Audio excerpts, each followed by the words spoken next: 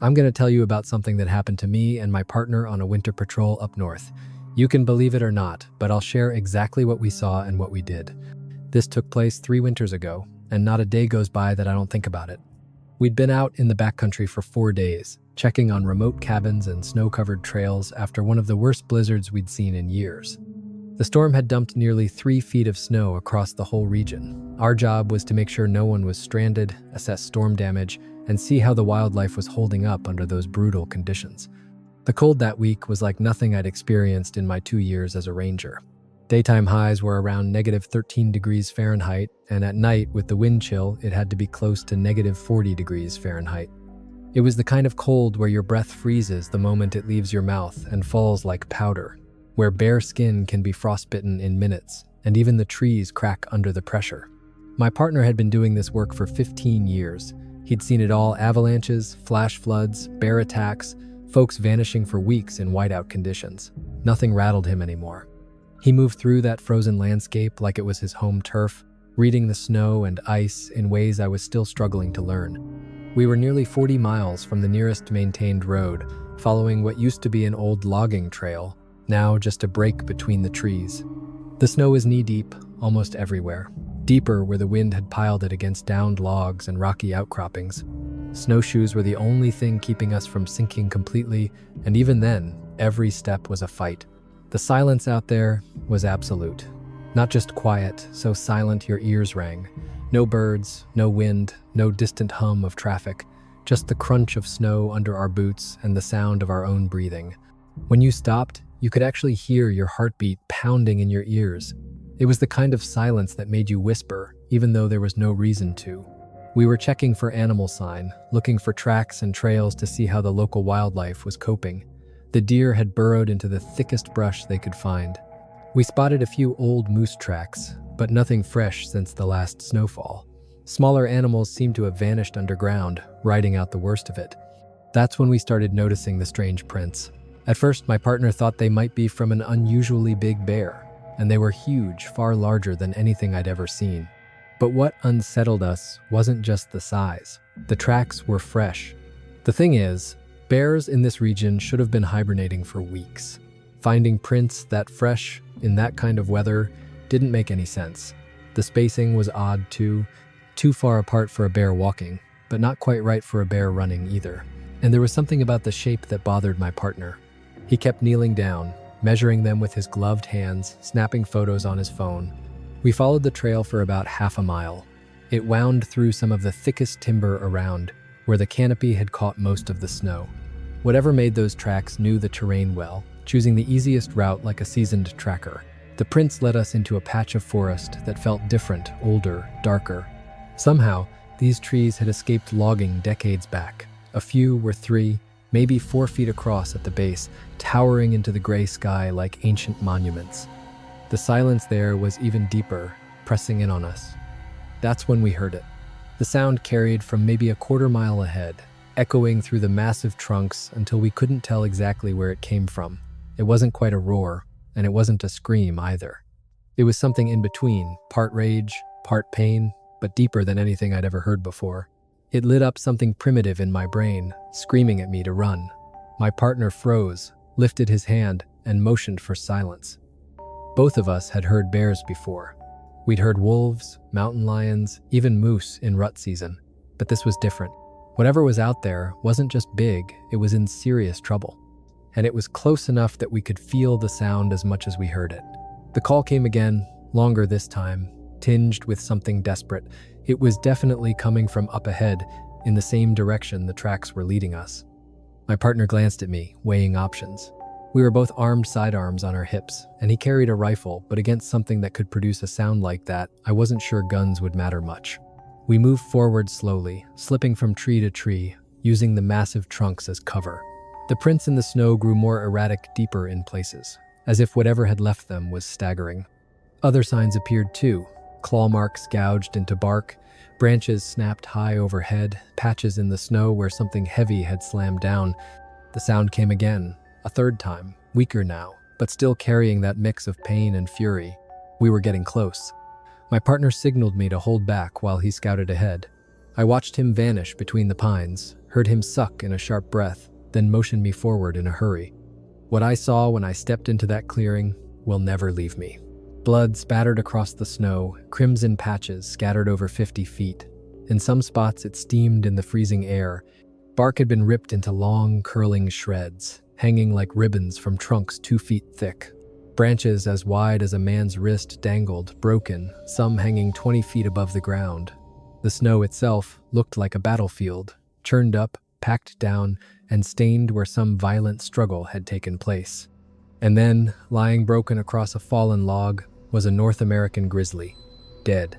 Its massive body crushed, its neck clearly snapped, its skull twisted at an unnatural angle. This wasn't just any bear, it was huge, at least 600 pounds, a prime-aged boar, the kind of apex predator nothing else in these woods dares to challenge. But that's not what froze us in place, what made us forget to breathe. Leaning against a massive pine, no more than 30 feet from the bear's corpse, was something I had only ever seen in blurry photographs and campfire stories. Even seated, it loomed close to 8 feet tall. Its frame was draped in dark brown hair matted with blood and snow. Its shoulders were wider than any humans had a right to be. Arms hung long enough that, if it stood, they would fall well below the knees. The face was the worst part, like staring at something almost human but not. A different evolutionary path, split off millions of years ago. Heavy brow ridges jutted over deep, watchful eyes. The nose was flat, almost pig-like, while the mouth seemed caught between ape and man. When it exhaled, I saw teeth meant for more than chewing plants. It was watching us. Maybe it had been watching since we entered the clearing. Those eyes tracked our every move, calculating, weighing whether we were a threat or just another curiosity. There was intelligence there, no mistaking it, but alien enough that I couldn't begin to guess what it might do next. Its breath came heavy, pluming in the cold air. Deep gashes raked across its chest and arms where the bear's claws had struck. Its left leg was twisted at a sickening angle. Puncture wounds marked its thigh, unmistakably from the bear's teeth. Black blood still seeped from its injuries, staining the snow beneath it in a widening circle. Every instinct in me screamed to run, to put as much distance as possible between myself and this thing. This creature had just killed a 600-pound grizzly with its bare hands. The evidence was all around us, scattered in pieces across 50 feet of forest floor. Whatever this thing was, it was stronger than anything that had any business existing. But my partner reacted differently than I did. He looked at it the same way he would any wounded animal we'd come across on patrol. His hand went not for his weapon, but for the medkit. I wanted to grab him, pull him back, but something in the creature's posture stopped me. It wasn't acting aggressive. For all its power enough to rip both of us apart without effort, it wasn't showing hostility. It was injured, exhausted, and maybe just as wary of us as we were of it. The way it clung to that tree, the ragged rise and fall of its chest, the way it tracked our every movement, it wasn't preparing to fight. This was a being that had poured everything it had into that battle with the bear and had nothing left to give. My partner pulled out the advanced kit we carried for true backcountry emergencies. Not just the basics hikers carry, this was serious gear. Chest seals, combat gauze, strong antibiotics, the kind of supplies that could keep someone alive long enough for a helicopter to fly them out. He glanced at me, then at the creature, and started forward. I wanted to shout that he was crazy. This thing had just killed one of North America's top predators with its bare hands. But there was something in its eyes, in the way it held itself, that made it clear it didn't want another fight. It was hurt, confused, maybe wondering if we intended to finish what the bear had started. My partner closed to within 10 feet before the creature made a sound. Not the roar we'd heard earlier, but a low, controlled rumble. A warning, that's close enough. My partner froze, dropped to one knee in the snow, and opened the med kit where the creature could see everything. Its eyes never left his hands as he laid out supplies one by one, antiseptic, gauze, bandages, a bottle of pills lifting each item so the creature could see. Slow, careful movements, like you'd use with an injured dog deciding whether to bite or accept help. The massive head tilted slightly, as if trying to process what it was seeing. Those dark, intelligent eyes flicked from the supplies to my partner's face, then back again. It was almost like you could see the wheels turning, as though it was weighing whether to trust. Its breathing was getting harsher now, the blood loss becoming impossible to ignore. Whatever decision it was going to make, it had to make soon. After what felt like hours, though it was probably only minutes, the creature shifted against the tree. Not toward us, not away, just adjusting its weight, bracing itself. My partner took it as permission. He moved in carefully, every step deliberate, watching for the slightest sign of aggression. Up close, the wounds were worse than they'd looked from a distance. 3 deep claw rakes ran from its left shoulder down to the elbow, so deep I could see muscle and fat beneath the torn flesh. Smaller cuts and abrasions scored its arms and torso, where the bear's claws had raked across, but the worst was a puncture wound in the thigh, as wide as a grizzly's canine tooth, still leaking blood. My partner started with the shoulder wounds. He soaked gauze with antiseptic, held it up so the creature could see, then made a gesture like he was about to apply it. The thing looked at him and I swear it nodded. The instant the antiseptic touched the wound, the entire body locked up. The sound it made shook my bones. A cry of raw pain, vibrating through the trees, echoing off the frozen forest, so powerful my teeth ached. Then the hand shot out, faster than my eyes could follow. It clamped around my partner's wrist. For a single, terrifying moment, I was sure we were both dead. Those fingers closed around his arm like a man gripping a child's. I saw the muscle bunch under its dark, matted hair, strength coiled enough to snap bone like a twig. It could have crushed him right then. It could have torn his arm clean off at the shoulder without breaking a sweat, but it didn't. Instead, it held him there, staring into his eyes with an intensity that was almost hypnotic. I could see it weighing the pain against whatever small benefit it thought might come from letting us continue. The grip was firm, but not crushing, more of a warning than a threat. Then, slowly, carefully, it released his wrist and leaned back against the tree. The message was clear: it would tolerate the pain, but we needed to respect the cost of what we were asking it to endure. My partner waited a few seconds, letting the creature steady itself, then went back to cleaning the wounds. Every time the antiseptic burned, the thing tensed up, sometimes rumbling low in its throat, but it never tried to stop him again. It was as if it understood that the pain had a purpose, that we were trying to help, even though it hurt like hell. Cleaning those wounds took nearly 20 minutes. They were filthy, packed with bark and pine needles from the fight, and every fragment had to be picked out carefully. The creature watched the whole process. Sometimes it gave a low cry when the pain spiked, but there was no aggression in it. Its eyes tracked every move my partner made, almost as if it was learning. The leg wound was the worst, deep, probably down to the bone, and clearly bleeding for some time. My partner did his best, but we both knew it needed more than bandages. This was the kind of wound that could turn septic fast, and out here, infection kills more animals than predators ever do. That's when he made a call that could have gone terribly wrong. He pulled out a bottle of antibiotics, the heavy-duty kind we carried for deep tissue infections. This wasn't over-the-counter stuff. These were strong enough to fight the nastiest bacteria we might face out here. He shook the bottle so the pills rattled inside, exaggerated the sound, then mimed swallowing one. He pointed to his own mouth, then to the creature. Its eyes narrowed with suspicion. Still, it reached out and took the bottle when he offered it. Those massive fingers handled the little plastic container with surprising delicacy. It turned it over, shook it, sniffed at the sealed cap. Then it looked back at my partner, who repeated the swallowing motion and held up 3 fingers for the dose. The creature studied the bottle for a long time. Then, finally, it twisted off the cap. 3 pills fell into its palm, looking like grains of rice in that enormous hand. It stared at them, then at us. I held my breath. Would it trust us enough to put something strange into its body? It did. It tossed the pills back and swallowed them dry, hardly noticing. My partner nodded approval and gestured that it should take more later, pointing at the sun and miming the daily dose. The creature seemed to understand. It tucked the bottle deep into its thick chest hair where we couldn't see.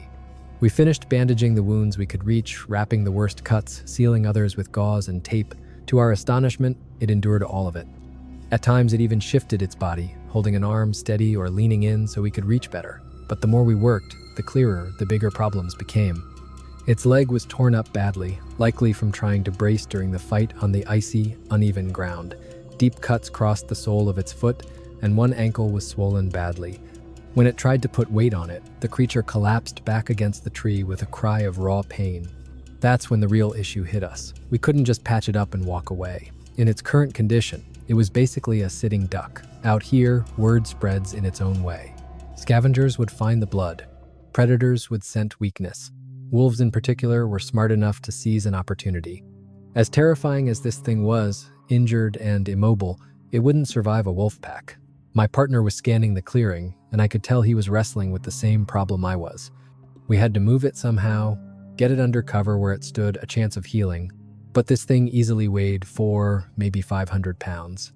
We were miles from the truck, and even if we could haul it, there was no way we'd get that bulk across snowbound country. The creature seemed to understand our dilemma. It watched us go back and forth, frustration plain in its eyes, frustration that looked almost human. It knew it was in trouble. Knew that staying exposed in this blood-soaked clearing was basically a death sentence. But like us, it didn't have an answer. That's when my partner got an idea. He started circling the clearing, looking at the snapped branches, sizing up shapes and lengths. The storm that had driven us here had also toppled plenty of deadfall, and he pawed through it like a man searching for a missing tool. About 30 feet away, he found what he was after. 2 sturdy limbs split in a storm long ago, each about 6 feet long, each forming a natural Y. They were thick enough to bear serious weight, like nature's own crutches. He lugged them back to where the creature and I stood, then grabbed a smaller stick from the ground to demonstrate. He wedged it under his arm like a crutch, hobbled in a circle, then handed the stick toward the creature. It watched with unmistakable interest. Those deep, intelligent eyes tracked every move, and you could almost see the gears turning. When it was offered the smaller stick, it took it, turned it over in its massive hand, then glanced at the bigger branches my partner had found. Understanding the concept and applying it, though, were 2 different things. The creature tried to tuck the little stick under its arm, but the proportions were all wrong. My partner stepped in, placed the larger branches beside it, and carefully showed how to grip them, how to brace them under those massive arms to get the most support. The creature seemed to grasp the idea, but standing it upright was another matter. Dead weight is always harder to move than you expect, and this thing was no exception. My partner eyed the angles like an engineer working a puzzle. We decided to try using the tree for leverage. He positioned himself behind the creature, bracing a foot against its lower back against the trunk. I moved to the side, gripped one of its arms, and got ready. The creature, understanding, set the makeshift crutches under its arms and shifted its good leg to push. The first attempt was a disaster. We got it a few inches off the ground before it slumped back down, groaning in frustration, fixing us with a look that seemed to ask if we had a better idea. The second try went better. We managed to get it halfway before our strength gave out, and it slid back again. But now it was helping, pushing with what little strength it had left. On the third attempt, everything clicked. The creature dug in its good foot, we heaved with everything we had, and this time it contributed enough to tip the balance. It rose from the ground like some massive, newborn mountain, swaying dangerously for a second that had my heart in my throat. I thought for sure it would topple back and crush us both. It wobbled one way, then the other, overcorrecting like a tree in a gale. Then, slowly, it found its center of gravity. And there it stood upright, leaning on those crude crutches, chest heaving, but standing all the same. For a moment it just blinked at us, as if surprised it had worked. Then a look washed over its face, relief. Not just the relief of changing position, but something deeper. Hope, maybe. The dawning realization that it wasn't completely helpless, that it might actually survive this. It adjusted its grip on the branches, testing their strength, feeling how much weight they could carry. We'd made it mobile, that much was clear. But where it needed to go, that was still the problem. This clearing wasn't a safe place to heal. Too open, too much blood spilled, sure to draw scavengers and worse. We needed to find shelter, somewhere it could rest and recover in peace. So we started weighing our options. There were caves in the region, natural shelters that might work. We could try to throw up a lean-to, but in this weather, that would be backbreaking labor. Maybe, if we were lucky, there was an old trapper's cabin or an abandoned structure nearby that could serve as temporary cover. We were standing there in the clearing, arguing logistics, pointing in different directions, weighing the pros and cons of each option when the creature made a sound that stopped us cold. A deliberate growl, low and intentional, almost like it was trying to get our attention. It shifted one arm off its crutch, lifted a massive finger, and pointed deeper into the forest. We followed its gesture. To us, it looked like just another stretch of endless timber. But when we looked back, the creature nodded, actually nodded, like a person would, and pointed again. It wasn't random. It was giving us a direction, a destination. The implication hit both of us at the same time. This thing knew where it wanted to go, somewhere it considered safe. Maybe a den, maybe a home, maybe just a place it could defend. And now it was asking us to help it get there. My partner met my eyes, and I could see the decision forming in him. We'd already committed patching its wounds meant we were in this. We couldn't just leave it here in the open, bleeding and exposed, where anything human or otherwise could stumble across it. If it knew the way, we'd follow. What came next was one of the hardest trials of my life, both physically and mentally. The creature could move, but only just. Every step looked like torture.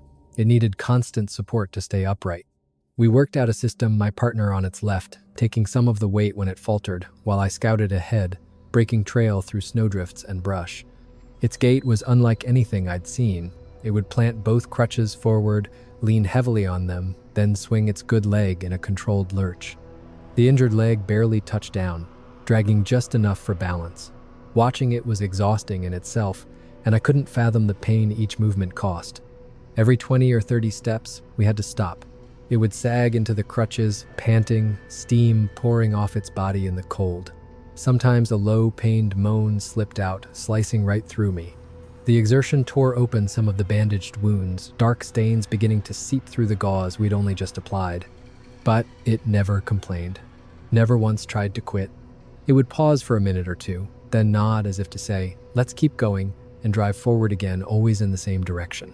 Sometimes it would motion for us to angle left or right, adjusting our course, as though it carried a map of this wilderness burned into its mind. The forest grew thicker as we pressed on. We were climbing now, following what might have been a game trail, or maybe just the path of least resistance through the pines. The snow piled deeper in drifts, forcing me to stomp out a path so the creature could swing its bulk forward on those makeshift crutches. I began to worry about my partner. He was taking most of the load when the thing stumbled, and it was grinding him down. His face flushed red with the effort, frost caking his beard from his ragged breathing. We were geared for a patrol in sub-zero cold, not for hauling a half-ton giant uphill. If one of us gave out, if one of us got hurt, the whole plan would fall apart. The creature seemed to sense it. Slowly, it began to shoulder more of its own weight, pushing harder into the crutches, sparing my partner when it could. Now and then, it would even gesture for us to stop when it saw how much we were struggling. It knew the delay cost it dearly, in blood and in strength, but it gave us those pauses anyway. Half an hour of this grueling march brought us to the base of a steep incline. And there, for the first time, I wondered if we'd reached a wall we couldn't climb. We were climbing what was essentially the side of a hill, the snow deeper and less stable with every step. Each push forward risked sliding backward, and the creature's crude crutches kept punching through the crust and getting stuck. That's when we almost lost everything. It planted one crutch for what should have been a normal step, but the snow gave way beneath it. The whole bulk of the creature started to tip backwards, its massive frame about to tumble down the slope.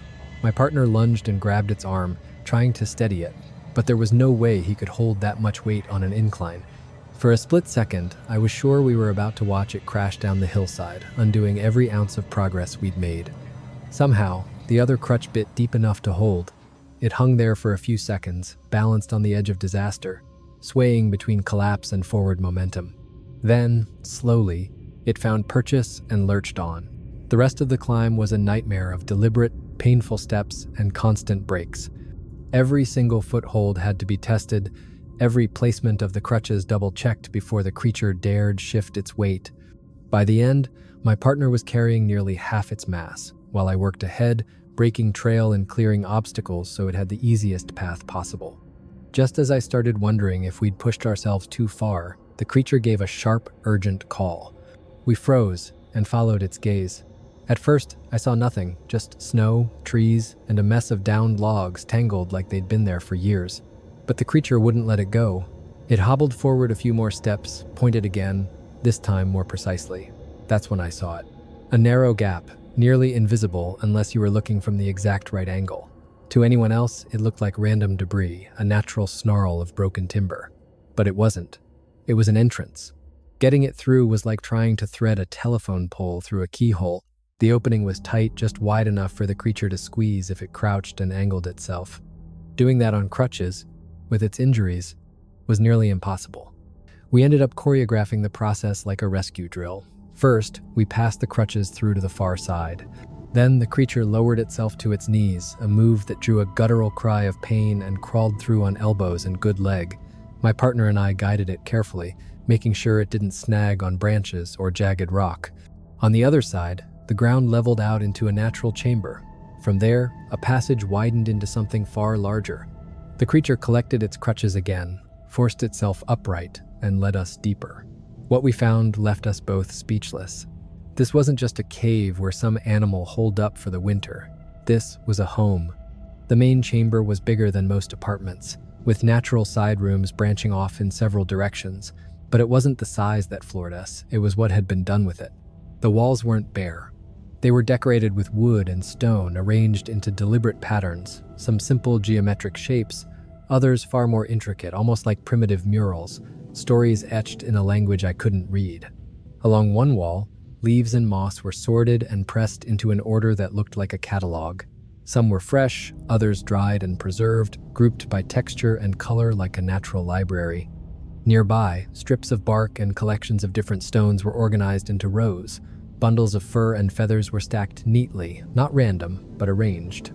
The floor itself was covered in woven mats of grass and thin branches, detailed with repeating designs that must have taken hours of work. In the corner was what could only be described as a bed. Layers of pine boughs stacked with care, topped with soft grasses and fur from a variety of animals. It wasn't just functional, it looked comfortable, built to fit its immense frame. And then there were the tools. Stones sharpened to specific edges, some clearly meant for cutting, others for scraping, still others shaped for digging. Pieces of wood had been carved and worn down with repeated use, their purposes obvious: handles, digging sticks, levers. They weren't random debris, they were crafted. This wasn't the lair of a beast, this was the dwelling of something intelligent. Everything about that cave spoke of a being that didn't just survive, it thought through problems and found solutions.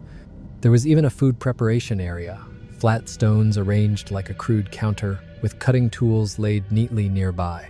Clay vessels, shaped by hand and somehow fired, sat along one wall, likely for water or food storage. And in the corner was a primitive hearth, blackened with soot but designed so the smoke would vent without choking the chamber. The creature lumbered to its bedding and collapsed with visible relief.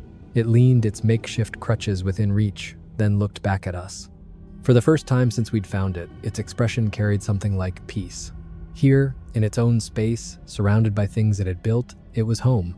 My partner and I stood there for several long minutes, absorbing the gravity of what we'd discovered. This wasn't just some unidentified animal.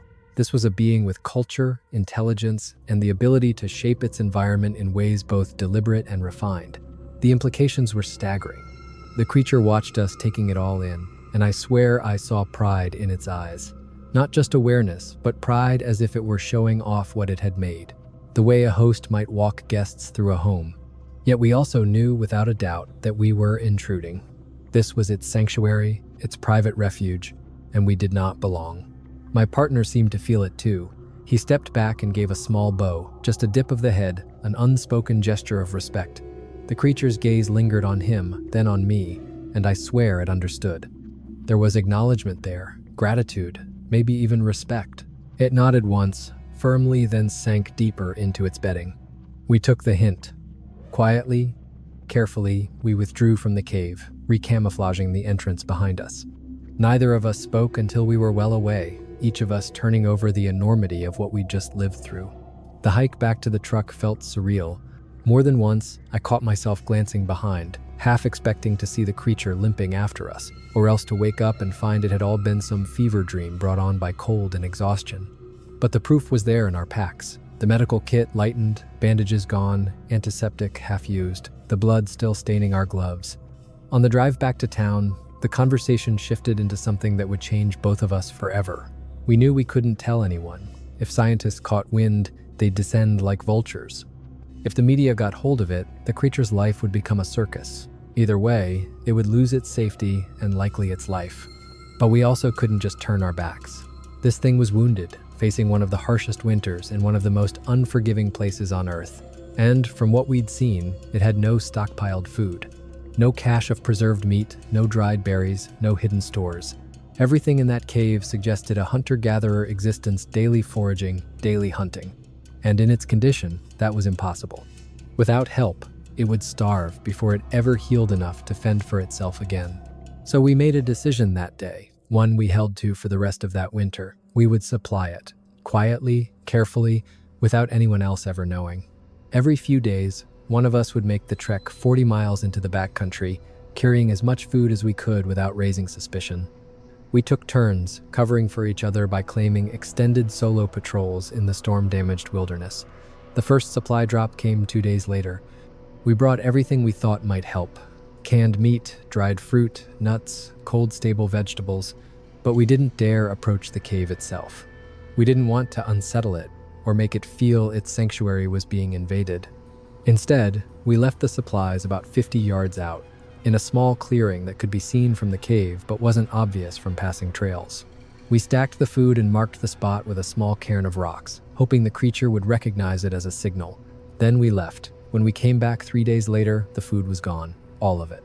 The cairn had been taken apart and reassembled in a slightly different shape, almost like a message: received, understood. From then on, it became routine. Every few days, one of us would hike in with whatever we could carry, sometimes canned goods, sometimes fresh venison from a hunt, sometimes produce from town. We varied the diet, never sure exactly what it could or would eat, but always leaving something. We never saw it again during those drops. But the signs were there. The food always disappeared within a day or two. Tracks appeared in the snow, not the staggering, desperate trails we'd followed that first day, but firmer, stronger steps that spoke of healing. Then, after about 3 weeks, something new appeared at the drop site. Small objects woven from branches and grasses, crafted with care, left behind, waiting for us to find.